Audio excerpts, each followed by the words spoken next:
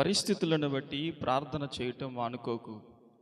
పరిస్థితులు ఏవైనా, స్థితిగతులు ఏవైనా, నీవున్న ప్రదేశము ఎలాంటిదైనా, ఎలాంటి పరిస్థితుల్లో నీవున్నా, దేవుని యొద్ద మొరపెట్టడం, దేవుని ఎదుట మోకారించటం, దేవునిని గోజాడటం, ఆయన పాదములను పట్టుకొని ప్రార్థనలో అడగటం మాత్రం ఏ రోజు ఏ పూట కూడా మర్చిపోకు.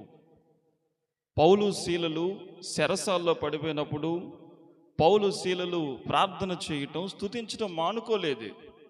పరిస్థితులు అనుకూలించకపోయినను, స్థితిగతులు అనుకూలించకపోయినను, వారితో రోజు స్తుతించేవారు వారి దగ్గర లేకపోయినను, వారి ద్వారా స్తుతింపబడే సంఘము వారి దగ్గర లేకపోయినను, వారితో కలిసి ఆరాధించే బిడ్డలు వారి దగ్గర లేకపోయినను, పరిస్థితులను చూడకుండా స్తుతి ప్రార్థనలను దేవునికి అర్పించడం మొదలుపెట్టారు.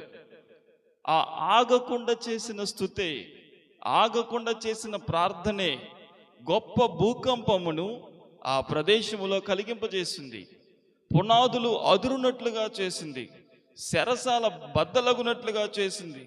ఆ చెరసాల యొక్క తలుపులను తెరచినట్లుగా ఆ భూకంపం మార్చేసింది. కారణం ఏమిటంటే పౌలు శీలలు ఆగకుండా చేసిన ప్రార్థన, పౌలు శీలలు ఆగకుండా చేసిన స్తుతి. నీ జీవితంలో కూడా ప్రార్థన చేయటం నువ్వు మానుకోకు. దేవుని యొద్ద మోకారించటం నువ్వు మానుకోకు. దేవునిని గోజాడటం నువ్వు మానుకోకు.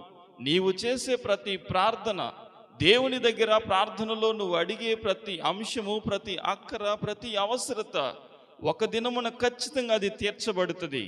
ప్రార్థించటం మానుకోకు. ప్రార్థనా ప్రతిఫలమును నీవు అనుభవిస్తావు.